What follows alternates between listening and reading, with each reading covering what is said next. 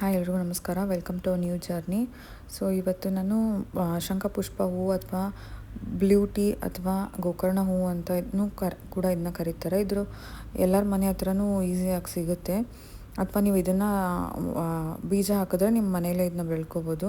So ಈ ಥರ ಇದು ಶಂಖಪುಷ್ಪ ಹೂವು ಇರುತ್ತೆ. ಇದರ ಬೆನಿಫಿಟ್ಸ್ ನೋಡ್ಬೋದು ನೀವು. ಈ ಥರ ಇರುತ್ತೆ. ಸೊ ವೆಯ್ಟ್ ಲಾಸ್ಗಾಗಲಿ ಎಲ್ಲದಕ್ಕೂ ಇದು ತುಂಬ ಹೆಲ್ಪ್ ಆಗುತ್ತೆ. ಸೊ ಇದಕ್ಕೆ ಇಂಗ್ರೀಡಿಯೆಂಟ್ಸ್ ಶಂಖಪುಷ್ಪ ಹೂವು ಮತ್ತು ಹನಿ ಮತ್ತು ಲೆಮನ್ ಮಾತ್ರ ತೊಗೊಂಡಿದ್ದೀನಿ.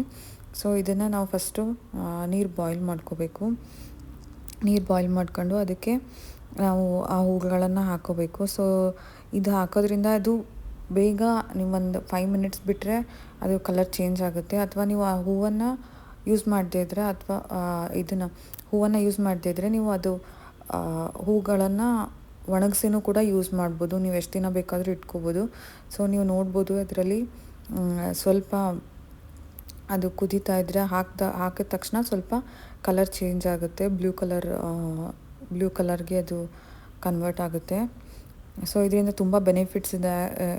ವೆಯ್ಟ್ ಲಾಸ್ಗೆ ಆಗಲಿ ಅಥವಾ ನೀವು ಕಣ್ಣಿನ ಏನಾದ್ರು ಪ್ರಾಬ್ಲಮ್ಸ್ ಇದ್ದರೆ ಅಥವಾ ಸ್ಕಿನ್ ಪ್ರಾಬ್ಲಮ್ಸ್ ಇದ್ದರೆ ಆ್ಯಂಡ್ ತುಂಬ ಥರದ ಬೆನಿಫಿಟ್ಸ್ ಇದೆ. ನಾವು ಯಾವುದೋ ಆರ್ಟಿಫಿಷಿಯಲ್ ಬ್ಯೂಟಿ ಆರ್ಟಿಫಿಷಿಯಲ್ ಶುಗರ್ಸು ಅದು ಇದು ಹಾಕ್ಕೊಂಡು ತುಂಬ ಯೂಸ್ ಮಾಡೋದ್ರಿಂದ ಹೆಲ್ತ್ ಕೂಡ ಹಾಳಾಗುತ್ತೆ. ಸೊ ಇದು ನ್ಯಾಚುರಲ್ ಬ್ಯೂಟಿ ಆಗಿರುತ್ತೆ. ಸೊ ಇದು ನೋಡಿ ಎಲ್ಲ ಕುದ್ಮೇಲೆ ಕಂಪ್ಲೀಟ್ ಬ್ಲೂ ಕಲರ್ ಆಗಿ ಕನ್ವರ್ಟ್ ಆಗುತ್ತೆ. ಸೊ ಇದಾದಮೇಲೆ ಅದನ್ನು ಶೋಧಿಸ್ಕೊಂಡು ಅದಕ್ಕೆ ಸ್ವಲ್ಪ ನಾನು ಹನಿ ಮತ್ತು ಲೆಮನ್ನ ಹಾಕ್ಕೊಂಡು ಮಿಕ್ಸ್ ಮಾಡ್ತೀನಿ. ಸೊ ಇದು ಹನಿ ಮತ್ತು ಲೆಮನ್ ಹಾಕಿದ ತಕ್ಷಣ ನಿಮಗೆ ಕಲರ್ ಲೈಟಿಶ್ ಪರ್ಪಲ್ ಥರ ಕನ್ವರ್ಟ್ ಆಗುತ್ತೆ.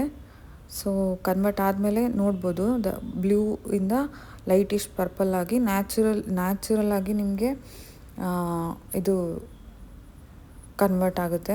ಸೊ ಇದರಿಂದ ನಿಮಗೆ ಎಷ್ಟೋ ಇವಾಗ ಹೇಳ್ತಿರೋ ಪ್ರಕಾರ ಬ್ಲೂ ಥರದ ಐಟಮ್ಸ್ ತಿನ್ನಬೇಕು ಅಥವಾ ರೆಡ್ಡಿಶಲ್ಲಿ